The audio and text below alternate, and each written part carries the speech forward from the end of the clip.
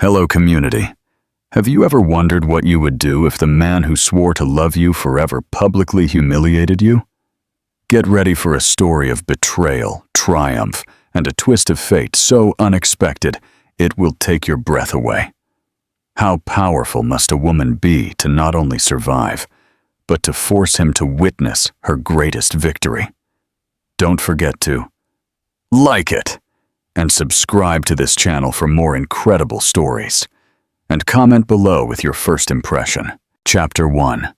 The Dark Secret of San Juan Night.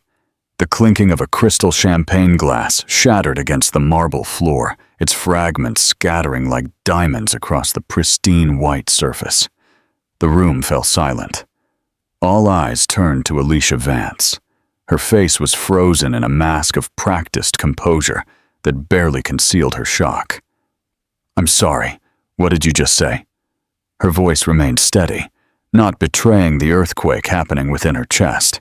Across the wide hall of their Marbella mansion, her husband of 25 years, Javier, had his arm around a woman who used to be her daughter's best friend.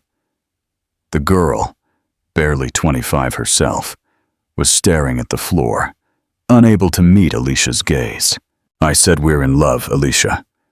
Javier's voice echoed in the suddenly silent room, reaching every corner of the charity gala they were hosting.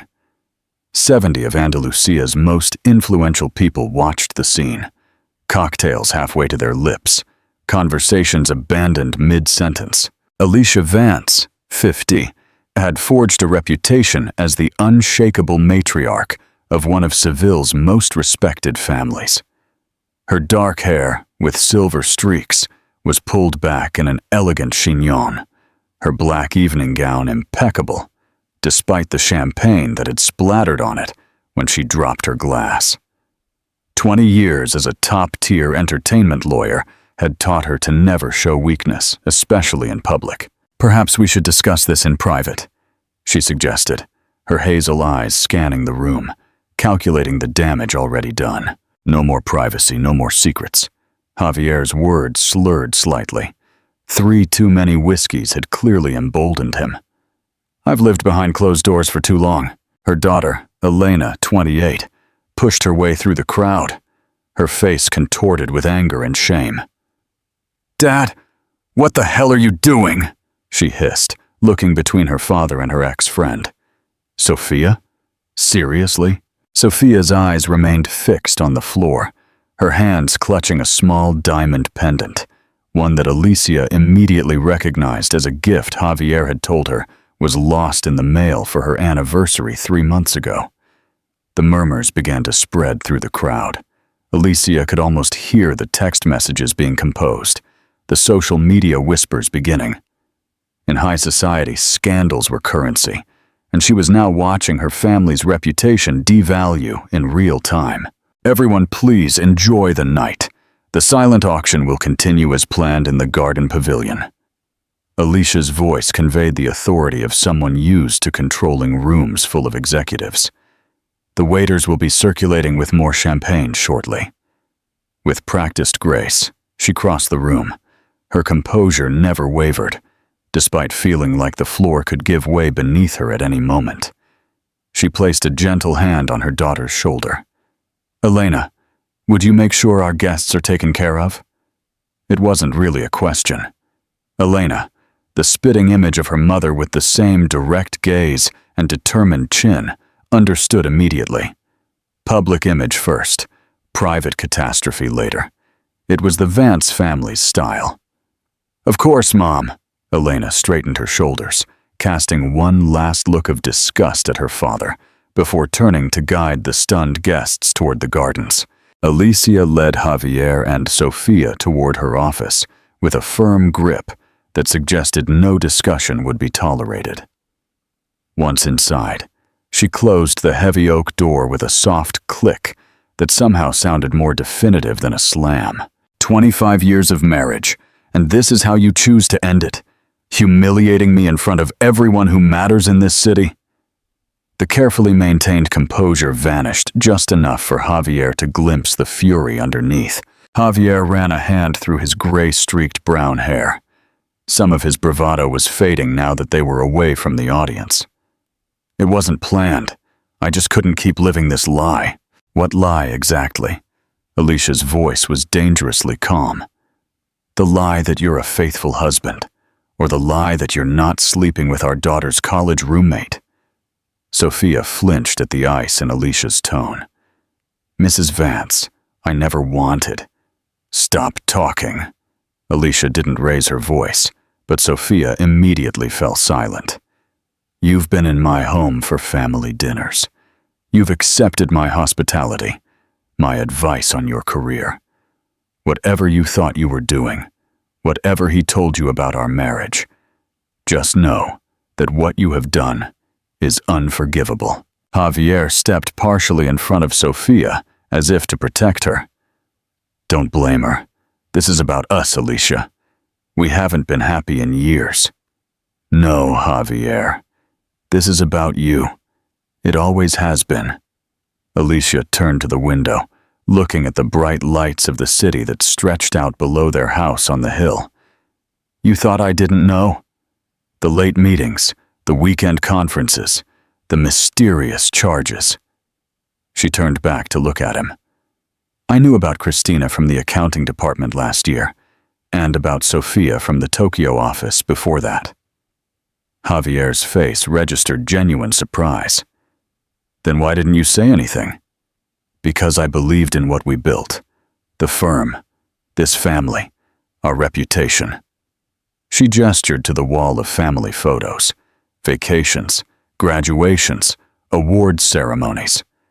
I thought you would eventually mature, but bringing her into our home in front of our friends, our daughter, she shook her head.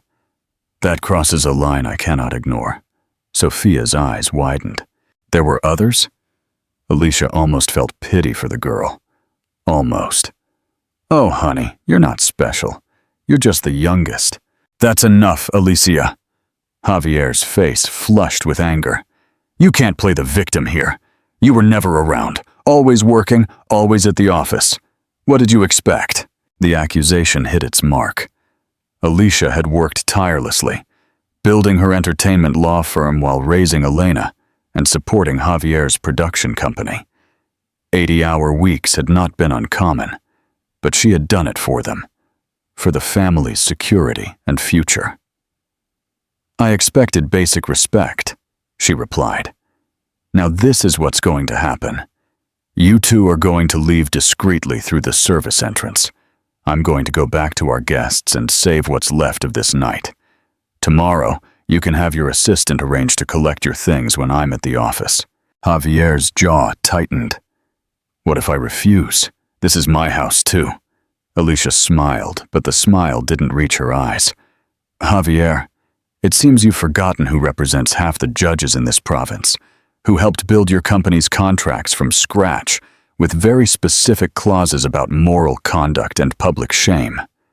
She stepped closer. Would you like to test exactly how quickly I can dismantle everything you've worked for? The threat hung in the air between them. Despite his bravado, Javier knew it was not an empty threat. Alicia Vance had built her reputation on being meticulous, thorough, and absolutely ruthless when necessary. You wouldn't do it, he said, but uncertainty crept into his voice. Try me. The two words carried the weight of years of accumulated knowledge of his financial indiscretions, the shortcuts taken in his productions, the deals made in the gray areas of the law that Alicia had always helped him navigate. The office door opened without a knock, and Elena walked in, closing it firmly behind her. She surveyed the scene before her, her father and Sophia standing awkwardly near the bookcase, her mother by the window, emanating a cold fury. The guests are asking questions, Elena said to her mother. Some are leaving. Barbara Soler said she was sorry this happened. Alicia flinched. Barbara's husband owned 3 major streaming platforms. The damage was already spreading. Your father and Sophia were just leaving, Alicia said. Elena turned to Sophia, ex-friend, and now whatever she was to her father. My mother is being extraordinarily polite under the circumstances. If I were handling this, security would already be dragging you both out." "Elena, please," Javier began. "Don't call me that ever again." Elena's voice cracked slightly. "How could you do this to Mom, to our family?" "It's complicated, darling." Javier tried again. "No, it's actually very simple," Elena retorted. "You chose yourself over everyone else. It's always been that way. I just never saw it clearly until tonight." Sophia finally looked up, tears blurring her mask. "Elena, I'm so sorry. I never meant to hurt you." "Keep it." Elena's tone was flat. "You're both dead to me." Javier's face hardened as he looked between his daughter and his wife. The courage from the whiskey returned. "Fine, so be it. But you should know, Alicia, that I've been planning this for months. The company's finances are not exactly what you think." A chill ran through Alicia. "What does that mean?" "It means your threats won't work. There's nothing left to dismantle." He took Sophia's hand. "Come on, Sophia. We're not welcome here." As they headed for the door, Alicia found her voice. "Javier, what have you done?" He stopped with his hand on the doorknob. "What I had to do. For years I lived in your shadow, the husband of the great Alicia Vance. Now I'm reclaiming my life." He looked back, something like regret crossing his features. "I really am sorry it had to be this way." Then they were gone, leaving Alicia and Elena alone in the office, which was suddenly too silent. "Mom." Elena's voice was small, like a scared child's during a storm. "What did Dad mean about the finances?" Alicia's mind was already racing. Javier had access to their joint accounts, the capital of the house, her investment portfolio. But more worryingly, as the CEO of Ruiz Productions, he had access to the company's resources. "I don't know," she admitted, "but I intend to find out." Her phone vibrated with an incoming email, then another, and another. She looked down to see notifications flooding the screen, alerts from her bank, her financial advisor, her accountant, all marked urgent.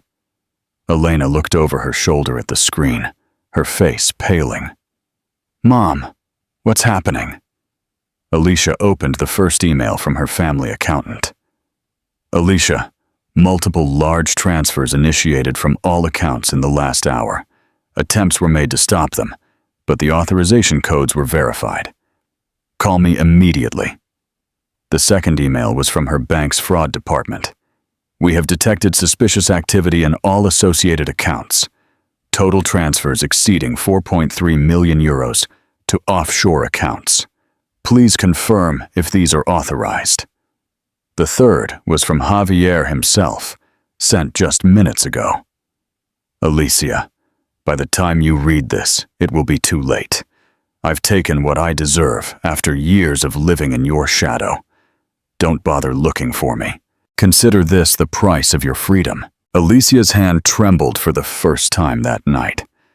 Her carefully constructed world was not just cracking, it was imploding. 25 years of marriage, her family's security, her reputation as one of Spain's most astute legal minds, all potentially destroyed in a single night. "Mom," Elena's voice seemed to come from a long way off, "what are we going to do?" Alicia deliberately put down the phone. Something changed in her eyes. The shock and pain were still there, but something else was emerging. Something harder, more determined. Javier had made a critical error in judgment. He had built his betrayal on the assumption that public humiliation would devastate her into inaction, that emotional wounds would cloud her legendary strategic thinking. He had no idea what he had just unleashed. "First," Alicia said, her voice finding new strength, "we're going to finish this event and show everyone that Vance women cannot be broken by a man's betrayal." She took a napkin and carefully wiped a champagne stain from her dress. And then, Elena, we're going to destroy him. What do you think of this new, determined Alicia? Do you think she can really take down Javier, a man who has already stolen millions? Chapter 2. The Phoenix Rises. The offices of Vance and Associates occupied the top 3 floors of a sleek glass tower in the center of the city. Alicia had built the firm from nothing, specializing in entertainment law and becoming the go-to attorney for Spain's elite. At 8 in the morning, she was seated at her desk, looking every inch the powerful attorney in a perfectly tailored charcoal suit, her makeup flawless, despite having slept less than 2 hours. "The vultures are circling," her assistant Marco announced as he entered with her second coffee of the morning. He placed a pile of messages on her desk, 3 tabloids, 2 industry newsletters, and a magazine, all asking for comment on your domestic situation. Alicia took the coffee without looking up from her computer. Standard response? Mrs. Vance has no comment at this time and requests privacy during this personal matter. "It's done," Marco assured her. "Also, your 9 o'clock meeting with Atras Media is still on, but Warner Brothers wants to postpone their 11 o'clock meeting." He made air quotes with his fingers. Both knew what postpone really meant. "The sharks are smelling blood in the water. Tell Warner that I completely understand and suggest Thursday instead," Alicia replied, projecting a confidence she didn't entirely feel. "And remind them that the option on the legacy script expires on Friday." Marco smiled. The legacy script was a highly coveted property, and Warner wouldn't risk losing it over personal gossip. "I'll do that. Oh, and there's someone waiting to see you. He wouldn't give his name, but he says you'll want to hear what he has to say about Javier." Alicia's head snapped up. "Show him in." Minutes later, a man in his 30s with a nervous air stood in front of her desk. He kept fidgeting with his watch, avoiding direct eye contact. "I'm very busy, Mr. Alicia prompted him. "Garcia. Alex Garcia." He swallowed hard. I'm the financial controller for Ruiz Productions." Now Alicia was interested. "Have a seat, Mr. Garcia. What exactly brings you here?" Alex sat on the edge of the guest chair. "I've been trying to locate Mr. Thorne since last night. His assistant said he's taking an extended leave of absence, effective immediately. But before he left, he had me process several large transfers to a holding company I'd never heard of. He said it was for a new production deal." "How large?" Alicia kept her voice neutral, despite her racing pulse. 12 million? Alex's voice cracked slightly. "Almost everything in the company's accounts." Alicia managed not to react outwardly, but her mind was spinning. Combined with the personal accounts, Javier had taken over 16 million euros. Money that represented years of their shared work and sacrifice. "When I couldn't locate him, I started looking into this holding company," Alex continued. "It was incorporated in the Cayman Islands just 3 months ago." He placed a folder on her desk. The paperwork lists Sofia Iglesias as the principal director. "Sofia?" Alicia couldn't hide her surprise. The girl had seemed like a trophy, a midlife crisis cliché. This suggested something much more calculated. Alex nodded. "There's more. For the past year, Mr. Thorne has been systematically moving the intellectual property rights of Ruiz Productions to this new entity. Film rights, development deals, everything of value." Now Alicia understood. Javier hadn't just stolen money. He had dismantled the company from the inside. Without its intellectual property portfolio, Ruiz Productions was essentially worthless. "Why are you telling me this, Mr. Garcia?" Alicia asked cautiously. "You work for my husband."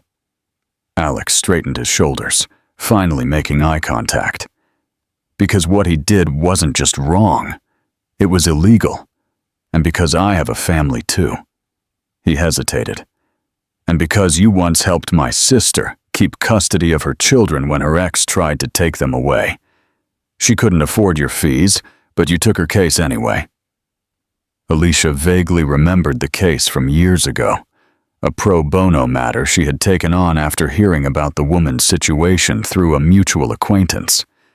She had forgotten the details, but the gesture had clearly meant something to Alex. "I appreciate your integrity, Mr. Garcia," Alicia said sincerely. "Is there anything else you can tell me about my husband's plans or whereabouts?" Alex shook his head. He was careful, but he reached into his pocket and slid a small USB drive across the desk. "These are copies of all the transactions, corporate records, and emails I could access, including some exchanges between Mr. Thorne and Ms. Iglesias from almost a year ago." Alicia's fingers closed around the drive. Evidence. Ammunition. "Thank you, Mr. Garcia. You have taken a significant risk by coming here." "I'll probably lose my job," he acknowledged with a grim smile. "Not necessarily." An idea was forming in Alicia's mind. "How would you feel about continuing to work at Ruiz Productions, but reporting to a new management?" By midday, Alicia had assembled her crisis team in the firm's main conference room. Mira was at her right, while Elena had insisted on joining, despite Alicia's concerns about exposing her to the more unpleasant details. Completing the group were Daniel Perez, the family's trusted financial advisor who had flown from Madrid, and Sophia White, a former forensic accountant for the National Police, who now specialized in tracing hidden assets in high-profile divorces. "The good news, if you can call it that," Daniel began, "is that we managed to freeze about $2 million in domestic accounts. The bad news is that the bulk of the money is already in jurisdictions, with limited cooperation with Spanish authorities." Sophia nodded. "The Cayman Islands entity is just the first layer. I'm seeing evidence of more transfers to Singapore and possibly Malta, a classic money laundering pattern." "And Sofia Iglesias?" Elena asked, her voice tight with barely contained anger. "What do we know about her?" Mira opened a file on the large screen. Sofia Maria Iglesias, 25, graduated from the University of Granada last year, where she shared a room with Elena. No criminal record. Nothing remarkable. She clicked to the next slide.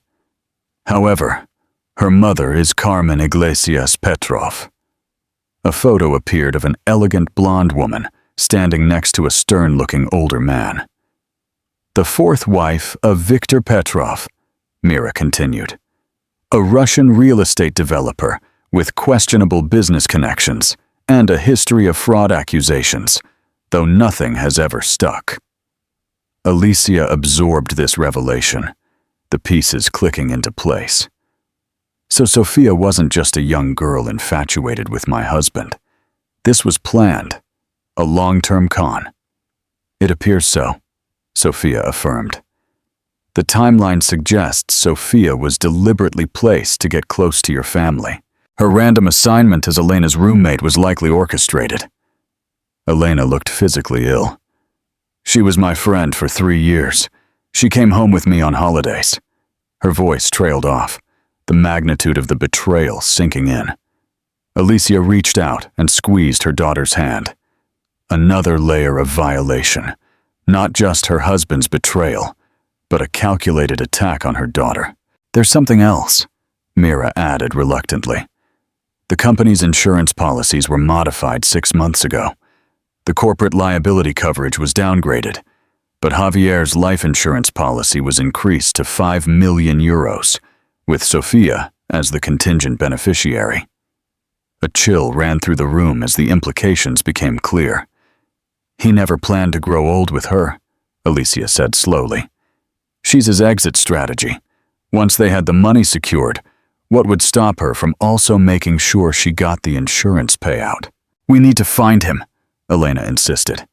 "Before she couldn't finish the sentence. Daniel cleared his throat. "There's a more immediate problem. Without the company's assets or cash reserves, we're facing serious liquidity issues. The firm can continue to operate, but Ruiz Productions is essentially a shell now, and the personal accounts are almost empty. What about the house payments? Elena asked anxiously. I've covered the next 3 months with my personal emergency fund, Alicia assured her. But Daniel is right. We need to think strategically about our financial position in the future. You should sell the house, Mira suggested softly. It's your biggest asset. And given the market… No. Alicia's tone left no room for discussion. Javier knows that's what I'd be forced to do. He's counting on it. I won't give him that satisfaction. An uncomfortable silence fell over the group. Alicia had always been the voice of pragmatic reason, but this refusal to consider the obvious solution surprised them.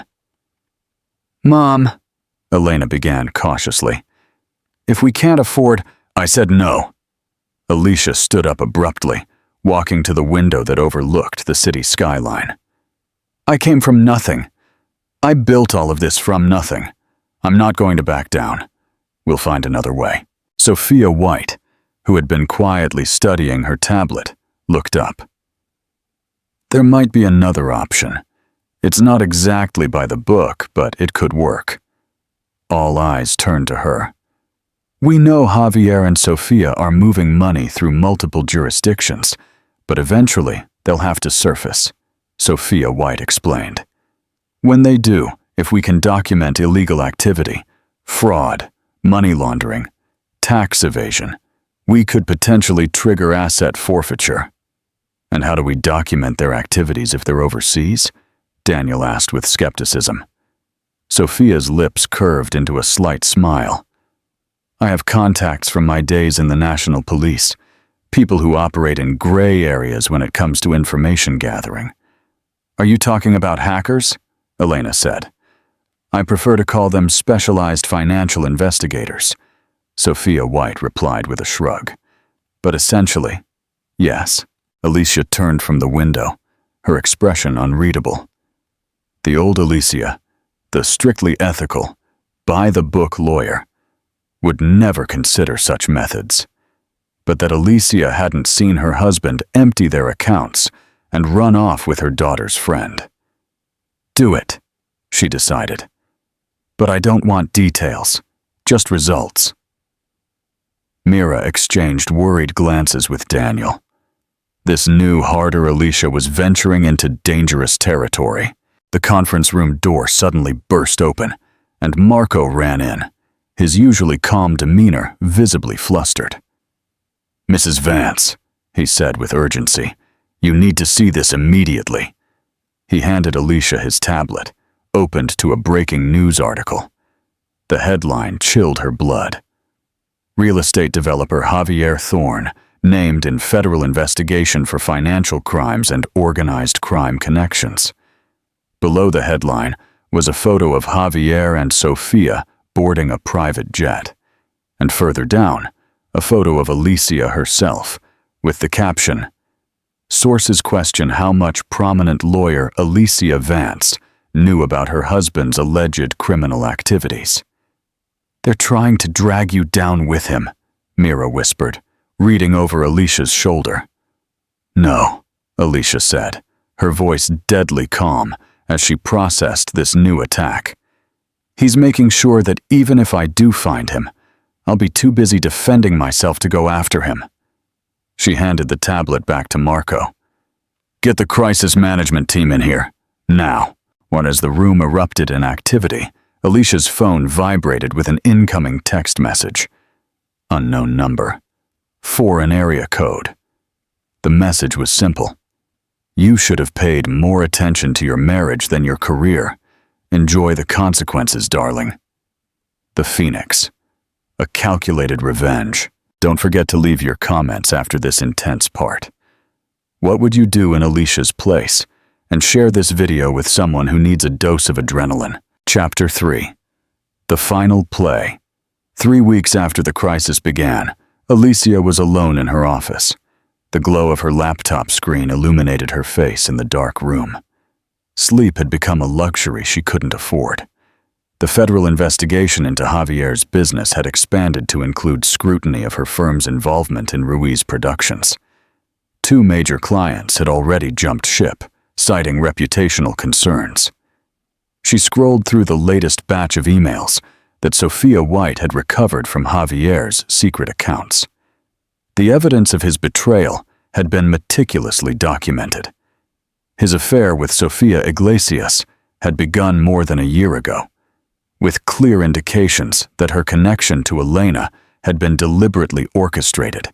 A soft knock on the door interrupted her thoughts. "Come in," she called without looking up. Elena entered, carrying 2 cups of tea. "It's 2 in the morning. You should be sleeping." Alicia accepted the steaming cup with gratitude. "I'll sleep when we find him." Elena sat in the chair across from her mother's desk. At 28, she had her mother's determination, but tempered with a sweetness Alicia sometimes envied. These past few weeks had aged them both, drawing new lines around Elena's eyes that weren't there before. "Anything new?" Elena asked, pointing at the screen. "Just more evidence of how thoroughly your father planned this." Alicia closed the laptop, too exhausted to protect her daughter from the ugliness any longer. The company's accounts were being drained for months, small amounts, nothing that would trigger any alerts. Elena's jaw tightened. "And I introduced Sophia to our family, brought her into our home." "You couldn't have known," Alicia said softly. "None of us saw it coming." "You did," Elena retorted. "You knew about his affairs. You just never told me." The accusation hung between them, not entirely unfair. Alicia had always handled problems herself, shielding Elena from the harsh realities, just as she had been doing since Elena was a child. "I thought I was protecting you," Alicia admitted. "Maybe I was wrong." Elena's expression softened. "I'm not a child anymore, Mom. We're in this together." The moment of connection was interrupted by Alicia's phone vibrating. Sophia White's name flashed on the screen. "It's midnight," Elena pointed out with concern. Alicia answered immediately. "Tell me you have something." Sophia White's voice was tight with emotion. "We found them. San Bartolome Island. They've been there for at least a week, staying in a private villa under the name of Iglesias." Alicia's pulse quickened. "Are you sure?" "Facial recognition caught them at a restaurant near Gustavia last night. And there's more. They've booked a yacht for tomorrow, bound for Venezuela, according to the charter company's records. Venezuela. No extradition treaty with Spain. If Javier got there, getting the money back would be next to impossible." "How long do we have?" Alicia asked, already calculating. "The yacht leaves at noon local time. That's..." Sophia White paused. "About 10 hours from now." Elena watched her mother's face, instantly alerted to the shift in energy. "What's wrong? Did you find Dad?" Alicia held up a finger, still focused on the call. "Can you get me there in time?" Sophia White hesitated. "Technically, yes. My contact has a private yacht that could get you to San Bartolome by morning. But, Alicia, what exactly are you planning to do?" It was a fair question. What options did she really have?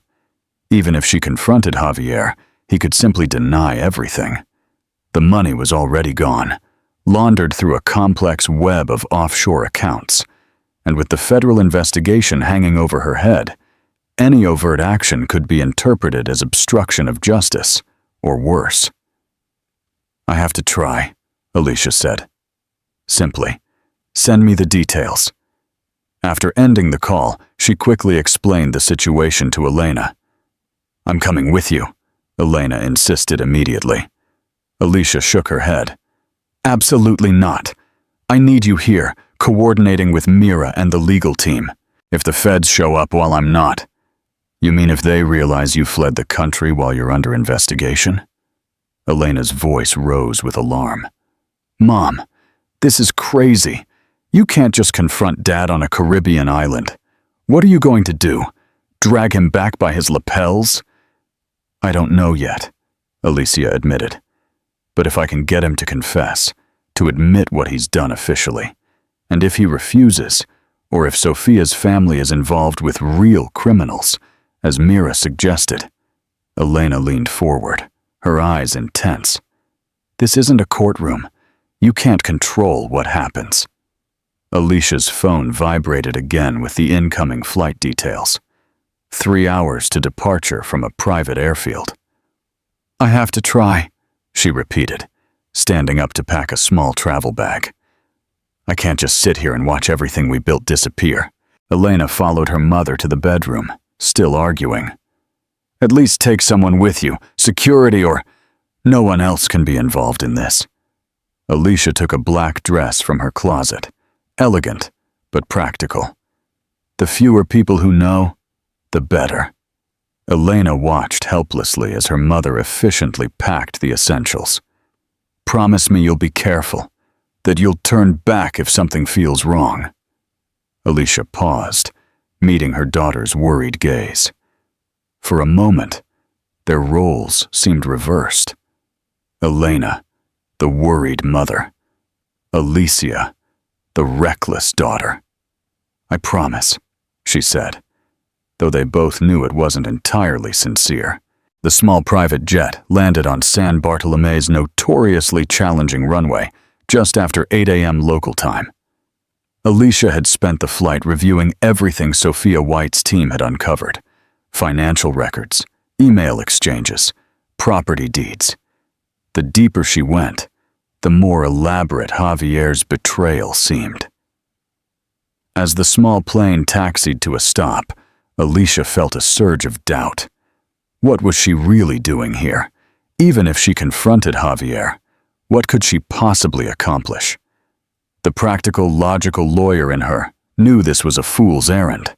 But the wounded wife, the protective mother, those parts of her demanded this confrontation. An elegant black car was waiting on the tarmac, courtesy of Sophia White's mysterious contacts.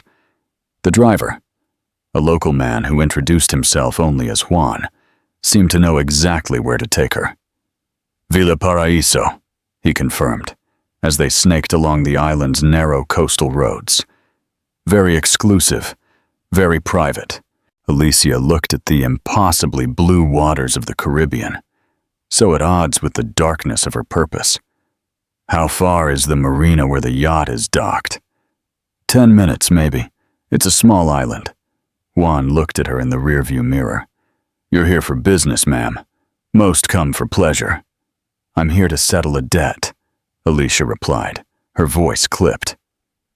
The villa came into view on the next curve, a stunning white structure perched on the hillside, overlooking a pristine private beach.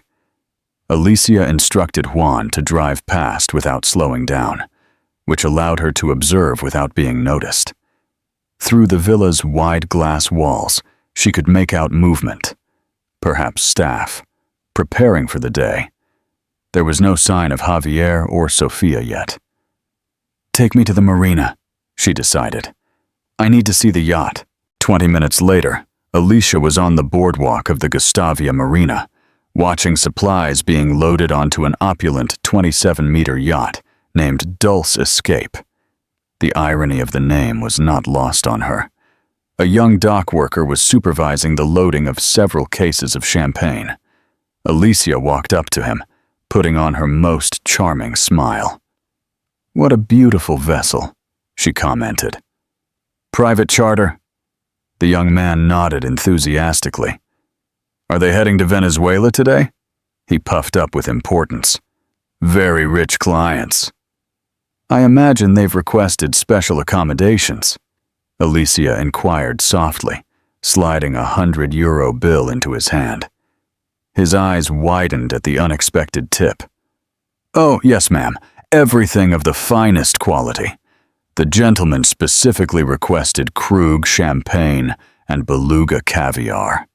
He leaned closer. And the captain has been instructed to prepare for a special celebration. A surprise wedding at sea, I think.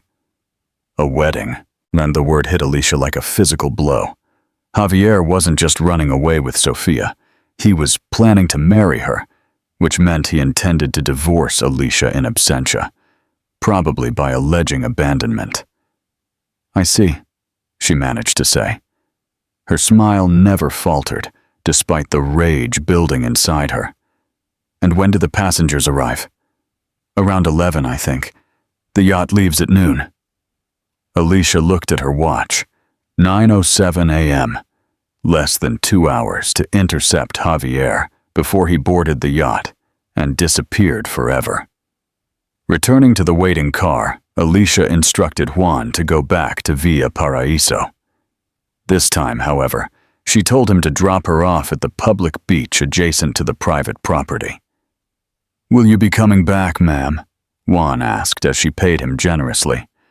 "I'm not sure," Alicia admitted, "but I'd appreciate your discretion all the same." Alone on the beach, Alicia took off her linen blazer and heels, leaving them under a palm tree. In her simple black dress, she could almost pass for another wealthy tourist enjoying a morning stroll. She began walking casually along the shoreline, approaching the villa's private beach from an angle that wouldn't draw immediate attention. As she got closer, Alicia saw them. Javier and Sofia lounging on the villa's oceanfront terrace, enjoying what looked like a leisurely breakfast. The sight of her husband of 25 years sitting across from the young woman, both of them laughing carelessly, sent a wave of cold fury through Alicia. She was close enough now to see the details. Sofia was wearing what looked like new diamond stud earrings. Javier was in expensive linen pants she had never seen before. The evidence of their spending of stolen money was in plain sight. Alicia stopped behind a rock formation at the edge of the private beach, considering her approach. A direct confrontation seemed reckless. Javier could simply run, or worse, call the local authorities. She needed an edge. Her phone vibrated with an incoming text message from Sophia White. "New info. Call immediately." Hiding behind the rocks, Alicia dialed Sophia White's number. "I'm here in San Bartolomé," she whispered when Sophia White answered, about to confront Javier. "No," Sophia White's voice was urgent. "There's something you need to know first. The money trail isn't what we thought. The initial transfers went to the Cayman Islands entity, yes. But from there, the bulk of the money, as we expected, went to Sophia's accounts, and then to a series of numbered accounts linked to Victor Petrov, Sophia's stepfather. Victor is not just a shady businessman. He's under active investigation by multiple agencies for money laundering for the Russian mafia. And the pattern of transfers from Javier's accounts looks exactly like a payment for services rendered. A cold understanding dawned on Alicia. Javier had been laundering money through his production company. "It appears so," Sophia White confirmed. "And given the timing of when these transfers started, he's been doing it for years." "Exactly. And if he's meeting with Petrov's people in Venezuela, this isn't just about running away with Sofia," Alicia realized. "He's in trouble with these people, which is why he needs to disappear." As if to confirm her theory, a sleek silver Mercedes pulled up to the villa. Two burly men in dark suits got out, their posture and watchful eyes immediately identifying them as security personnel. Alicia ducked lower behind the rocks, watching as the men approached Javier and Sofia. The conversation seemed tense. Javier gesticulated emphatically, while Sofia placed a reassuring hand on his arm. One of the men handed Javier a phone. "I think Petrov's people are here," Alicia whispered into her phone. "What should I do?" Before Sophia White could answer, Alicia heard a sound from behind her. Footsteps on the sand. She turned to find a third security man standing over her, his expression impassive, his hand inside his jacket in a way that suggested he was armed. "Mrs. Vance," he said with a thick Eastern European accent. "Mr. Petrov wishes to speak with you." The interior of the villa was as luxurious as its exterior. all white marble and glass, with stunning ocean views from every room. Alicia was escorted through the open living area to the terrace, where Javier and Sofia were frozen in shock at her appearance. "Alicia?" Javier gasped, his face paling. "How?" "Hello, Javier," she replied, her voice cold. "A charming vacation spot, although I'm surprised you can afford it on a stolen budget." Sofia stood up abruptly, knocking over her mimosa. "You shouldn't be here, and yet here I am." Alicia turned to the security men. "I believe Mr. Petrov wanted to speak with me." As if on cue, the phone on the table vibrated. One of the guards picked it up, activating the speakerphone function. "Mrs. Vance," a deep, accented voice boomed from the device. "I apologize for not welcoming you in person. Travel restrictions, you understand." "Mr. Petrov, I presume," Alicia replied, maintaining her composure despite the surreal situation. "I'm afraid I don't quite understand what's happening here." "No, I imagine you don't." Petrov's voice had a hint of amusement. "Your husband has been cheating many people, including you, and including me." Javier's eyes flickered frantically between the phone and Alicia. "Victor, I can explain. The money is coming." Silence. Petrov's single word was enough to make Javier flinch. "Mrs. Vance, are you aware that your husband has been using his production company to launder money for certain business associates of mine for the past 5 years?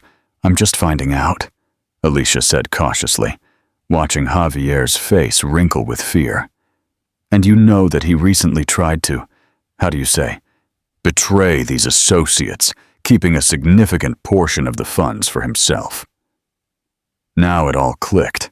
Javier had not only been stealing from her, but had been stealing from dangerous criminals.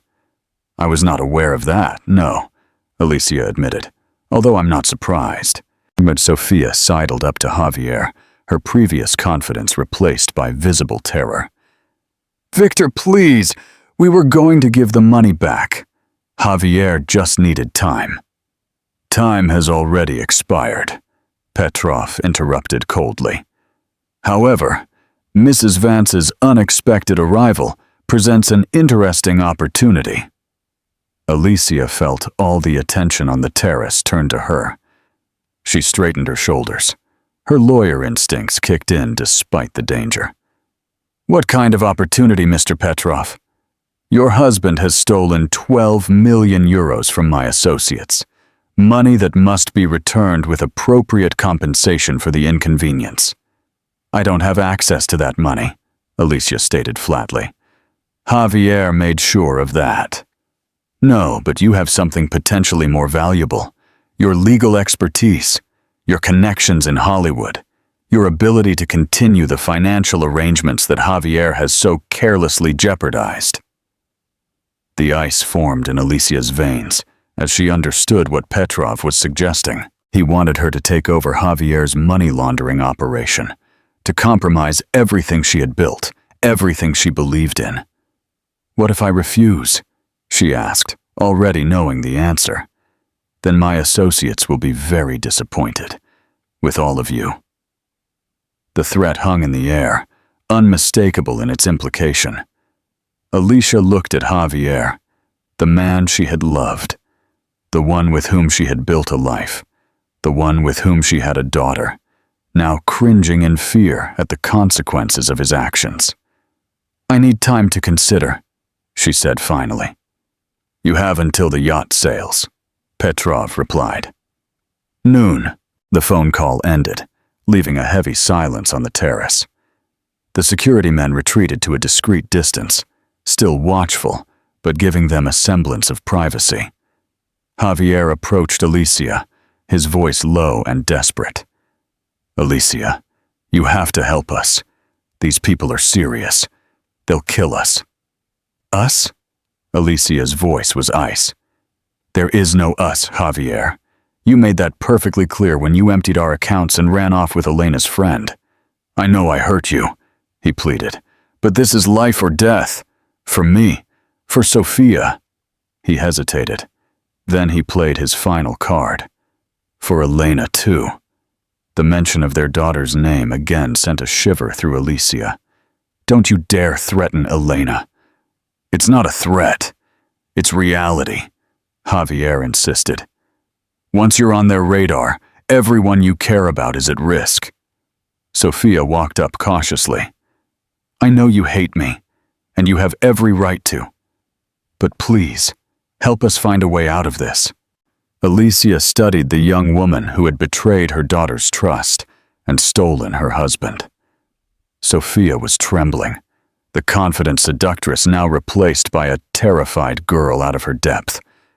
Did you know, Alicia asked her directly, about the money laundering, the stolen funds, all of it? Sophia hesitated, then nodded slightly. Not all of it. Not at first, but enough. Victor said it would be easy. Just get close to Elena, then to Javier. You never thought there would be consequences, Alicia finished for her. Turning back to Javier, Alicia saw him clearly for the first time in years. Not the charismatic producer she had fallen in love with, not the successful businessman she had believed him to be, but a weak, selfish man who had gambled everything, including his family's safety, for money and ego. Where is the money, Javier? She demanded. The truth, for once. Javier looked nervously at the security men. Most of it went to Petrov's people. The rest, various accounts in Singapore, Switzerland. He swallowed hard. But it's not enough. I took too much. I ran too many risks. They want 20 million now as a penalty. Which you don't have, Alicia stated flatly. No one has that kind of liquid cash, Javier argued desperately. That's why they want you involved. Your client list, your connections. You could help restructure the operation, make it more secure. Alicia laughed bitterly. You want me to become a criminal to save you from the consequences of your crimes? Is that your solution? It's the only solution, Javier hissed. Otherwise, we're all dead. You, me, Sophia. He hesitated again. Elena. The mention of their daughter's name again sent a chill down Alicia's spine. She looked at her watch. 10:45 a.m. Just over an hour until the yacht sailed, the deadline Petrov had given her. Her phone vibrated with a text message from an unknown number. Package delivered to Marina. Keyword, Phoenix. Alicia had not ordered a package. This had to be from Sophia White's contacts. But what did it mean? As she contemplated her next move, one of the security men approached, holding a satellite phone. Call for you, Mrs. Vance. Taking the phone cautiously, Alicia moved away from Javier and Sophia. Hello? Mom? Elena's voice came through loud and clear. Don't react. Just listen. We know where you are. Help is on the way. But you need to get everyone to the yacht before noon. Exactly as planned. Do you understand? Alicia's mind raced. Elena shouldn't know these details unless Sophia White had contacted her after their last call. I understand, she replied cautiously. Good. And Mom, do you remember what you taught me about poker? Sometimes you have to play the hand you're dealt, even when it's a terrible one. The line went dead. Alicia returned the satellite phone to the guard, her thoughts swirling. Elena was telling her to follow Petrov's plan, at least temporarily. Returning to Javier and Sophia, Alicia put on a show of resignation. Fine, I'll do what I can to help, but I need to understand exactly what Petrov expects of me. Javier's relief was palpable. Thank you, Alicia. I knew you'd come to your senses. Don't mistake self-preservation for forgiveness, she replied coldly. Now tell me everything, starting with the depth of this operation and who else is involved. While Javier began to explain the complex money laundering scheme, Alicia's phone vibrated again. Another text from the unknown number. Phoenix activated. On the yacht. Stay below deck at 12:15. Alicia slipped her phone into her pocket, careful to keep her expression neutral despite the cryptic message. Phoenix activated. Whatever Elena and Sophia White had planned, it was already in motion. The yacht is waiting, one of the security men announced, looking at his watch. We must go now to meet the schedule. Javier nodded nervously, gathering his things. Of course, we're ready. Sophia walked over to him, clinging to his arm like a life raft. The young woman's hand was visibly trembling. Her previous bravado had completely evaporated now that she was facing the consequences of her decisions. The walk to the marina took less than 15 minutes, the security men flanking them in 2 separate vehicles. Alicia sat in silence, watching the idyllic Caribbean scenery pass by in stark contrast to the danger surrounding them. She found herself studying Javier in profile, the man she had shared almost 2 decades with, now a stranger. Had he always been this person, or had he changed? Had she been blind, or had he been so good at hiding his true nature? When they arrived at the marina, she could see the gleaming white yacht floating gently on the crystal-clear water. Dulce escape, indeed. One of the security men handed Javier a satellite phone. Mr. Petrov wishes to speak with you before you board. Javier took the phone, visibly nervous. Victor, we're at the marina. He paused, listening. Yes, Alicia has agreed to help with the restructuring. Another pause. Of course, I understand the terms completely. What Petrov said next made Javier's face go pale. He looked at Alicia, then quickly looked away. Yes, she's here. He handed the phone over reluctantly. Mrs. Vance. Petrov's accented voice came through clearly. I trust you've had time to consider yet your position. Yes, Alicia replied firmly. I understand what is required. Good. Once on board, my people will provide you with secure communication channels. You will begin contacting your key clients immediately to arrange the new financial structures, and your family's safety will be guaranteed. Alicia pressed him. A dry laugh echoed on the line. Mrs. Vance, in my experience, the best guarantee of safety is mutual benefit. You provide valuable services. We provide protection. It's a business. And Javier and Sophia, he was careful to keep his tone neutral. They will remain with us until the arrangements are solidified. Consider them collateral. The implication was clear. They were hostages for her compliance. I understand, Alicia said again, without betraying the turmoil beneath her composed exterior. Excellent. Welcome to the organization, Mrs. Vance. The line went dead. Alicia returned the phone to the security man, avoiding Javier's questioning gaze. Her phone clock read 11 o'clock a.m., 10 minutes until the yacht's scheduled departure, 25 minutes until whatever was supposed to happen with Phoenix. Alicia and the security team escorted them to the yacht, where the captain greeted them with a professional courtesy that betrayed no knowledge of the trip's true nature. The vessel was opulent, all gleaming teak and polished chrome, with plush white furniture throughout. Please, make yourselves comfortable, the captain said. We will be sailing shortly. 2 more men in dark suits were already on board, bringing their security detail to 5. Alicia noted their positions, the subtle bulges of weapons beneath their jackets, the way they communicated with small gestures and glances. These were not hired thugs. They were professionals. Exactly at noon, the yacht's engines roared to life. The moorings were cast off, and they began to pull away from San Bartolome. Alicia went to the stern, watching as the island slowly receded. 15 minutes until whatever Elena and Sophia White had planned would unfold. Javier appeared beside her, speaking in a low voice. What did Petrov tell you? That you and Sophia are collateral to ensure my cooperation. she replied without looking at him. Javier paled further. Alicia, I never wanted any of this to happen.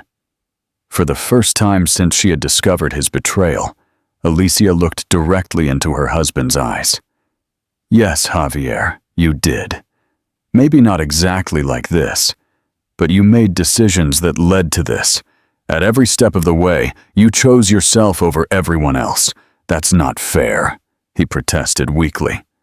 Fair? Alicia let out a soft, bitter laugh. You stole everything we built together. You involved our family in criminal enterprises. You put our daughter in danger. And now you want to talk about what's fair. Before Javier could respond, one of the security men approached. Mrs. Vance, please come with me. Mr. Petrov wishes to set up the secure communication channel immediately. Perfect timing. Alicia looked at her watch. 12:10 p.m. Of course. I'll go too, Javier began, but the guard held up his hand. Only Mrs. Vance. You and Mrs. Iglesias will remain on deck. Alicia followed the man below, counting seconds in her head. 5 minutes until 12:15. Her heart pounded against her ribs as she tried to imagine what might be coming. A rescue team? Some kind of distraction? Whatever it was, Elena had instructed her to stay below deck. Alicia took a deep breath to steady herself. She splashed her face with cold water and studied her reflection in the mirror. The woman looking back at her had changed from the perfectly poised lawyer of 3 weeks ago. There was a new hardness in her eyes, a determination born from betrayal, and the fierce instinct to protect what was left of her family. Her watch read 12:15 p.m. For several seconds, nothing happened. Then a subtle vibration went through the yacht, so faint she almost thought she had imagined it. It was followed by a distant sound, something between a bang and a dull thud. The yacht's engine suddenly cut out. The steady hum died down to an idle. Shouts erupted from the top deck. Multiple voices shouted commands in different languages. Heavy footsteps stomped above. Alicia opened the bathroom door cautiously, peering out into the hallway. The guard who had escorted her was gone, presumably responding to whatever was happening above. Another sound reached her, the unmistakable whirring of helicopter rotors, close and getting closer. Moving quickly but quietly, Alicia made her way to a small porthole in the communications room. Through the circular window, she could see a sleek black helicopter hovering just above the bow of the yacht. Men in tactical gear were rappelling down to the deck. They weren't military. Their gear was not uniform enough, but they were definitely professionals. The door to the communications room burst open. Alicia whirled, bracing for confrontation. But instead, she found Sophia standing there, her eyes wide and breathless. "What's happening?" the young woman demanded. "Who are those men?" "I don't know," Alicia lied smoothly. "Where's Javier?" "They have him on deck. The guards think it's a rival organization, trying a takeover." Sophia's voice trembled with fear. "Are they going to kill us?" Before Alicia could answer, the yacht suddenly heeled violently. The sound of gunfire erupted above them. Short, controlled bursts rather than wild shots. Professional work. "Stay here," Alicia ordered, pushing past Sophia into the hallway. "Where are you going?" Sophia grabbed her arm. "We need to hide." Alicia shook the girl's hand off firmly. "I need to find Javier." "Why? After everything he did to you?" Sophia's incomprehension was genuine. "Because he's still Elena's father," Alicia replied simply. She headed for the stairs leading to the deck, moving carefully, aware that any of Petrov's men could appear at any moment. When she reached the bottom of the stairs, the yacht's engine suddenly roared to life again, but with a different note than before. They were moving fast and changing direction. The sounds of conflict from above had ceased. Footsteps approached, multiple and purposeful. Javier pushed Sofia behind him, positioning himself between the door and the women. It was the first genuine gesture of protection Alicia had seen from him in years. The door opened. A man in tactical gear stood there, his face hidden behind a professional-grade mask. An assault rifle was at the ready, but pointed down. Alicia Vance. His voice was Spanish, with no discernible accent. "Yes," she replied, taking a step forward. "Your daughter sends her regards." He gestured with his free hand. "We need to move now." Javier stepped forward. "I'll go too." The man's posture shifted subtly. The rifle was adjusted. "The orders are only for Mrs. Vance. You will wait." Alicia intervened. "They come with me, or I don't go." The man seemed to hesitate. Then he touched his ear, apparently receiving instructions through an earpiece. After a moment, he nodded abruptly. "Fine. All of you. Move." They were escorted to the deck, where the signs of the battle were evident. Bullet holes in the polished wood, shattered glass from the pilot's cabin, scorch marks from what must have been the explosion they had heard. Petrov's security team was nowhere in sight. The black helicopter hovered 20 feet above the yacht. A rope ladder hung down to the deck. 3 more men in tactical gear secured the perimeter, their weapons at the ready. "Ladies first," their escort said, gesturing to the ladder. Sofia seemed terrified at the prospect of climbing the ladder swaying over the water. Alicia stepped forward, placing a firm hand on the young woman's back. "You can do it. Just one rung at a time." With trembling hands, Sofia began to climb. When she was halfway up, Alicia turned to Javier. "You're next." He hesitated, looking around wildly as if searching for another option.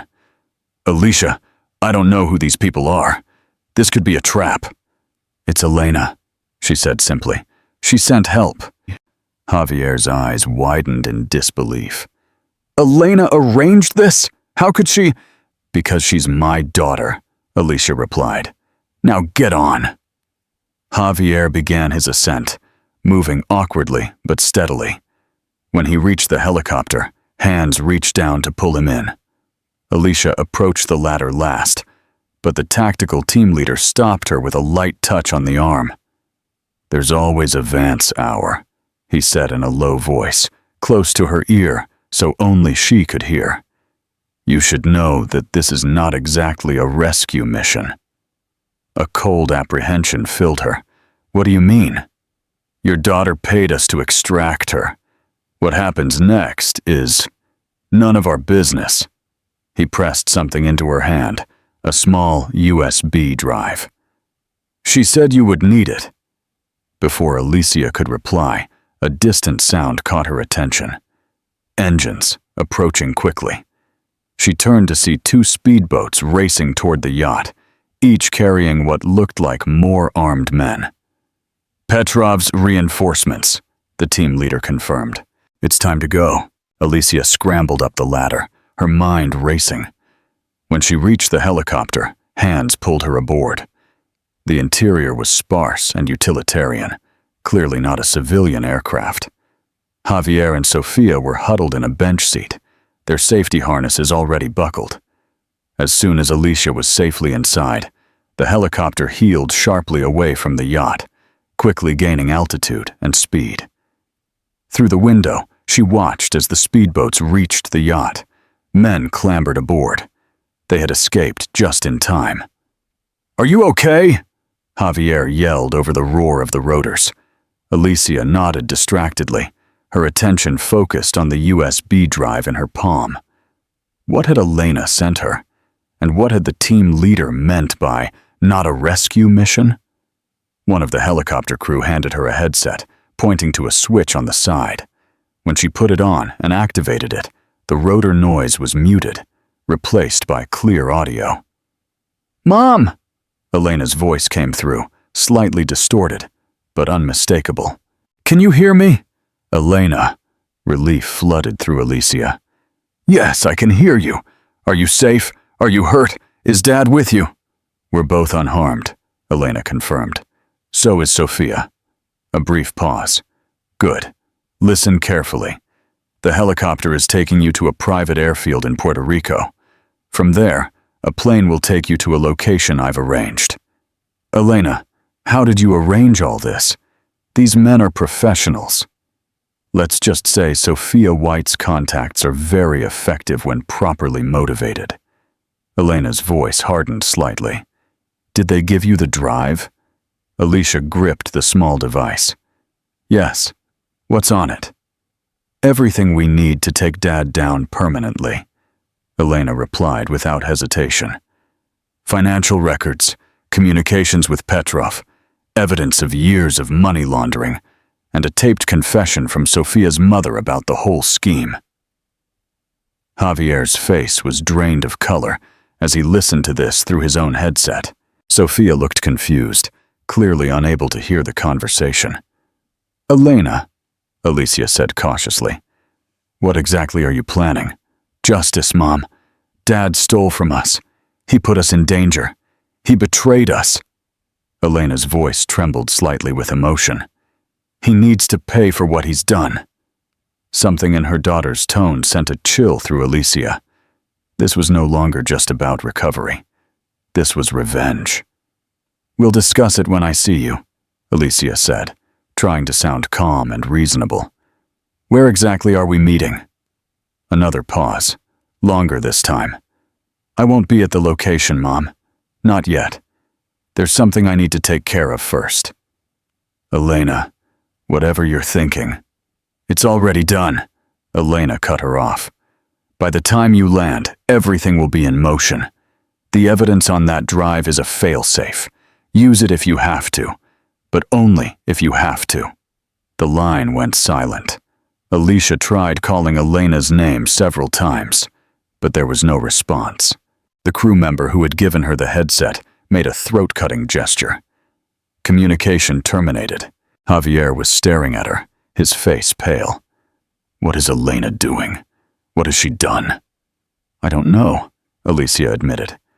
A growing sense of dread settled in her stomach. But I think our daughter just outsmarted us both. The helicopter continued its journey across the Caribbean toward Puerto Rico. The bright tropical sun belied the dark uncertainties that lay ahead.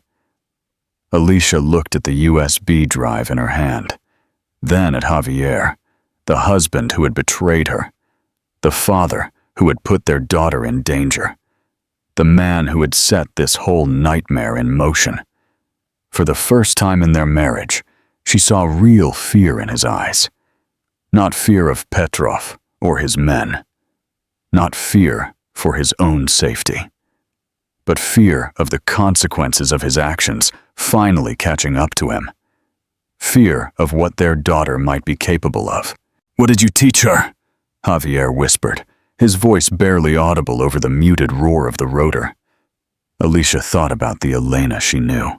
Brilliant, determined, fiercely protective of those she loved. The daughter who had watched and learned from both her parents all her life. From her father. Charm, calculated risks, the art of the deal. From her mother. Strategy, persistence, and an iron will. I didn't teach her anything she didn't already know, Alicia replied in a low voice. I just showed her how to use it. As the Puerto Rican coastline came into view, Alicia's phone vibrated one last time. A final message from the unknown number. Phoenix completed. The real game begins now. What an emotional and tactical roller coaster. Do you think Elena's plan for justice is too extreme? And what do you think the real game entails?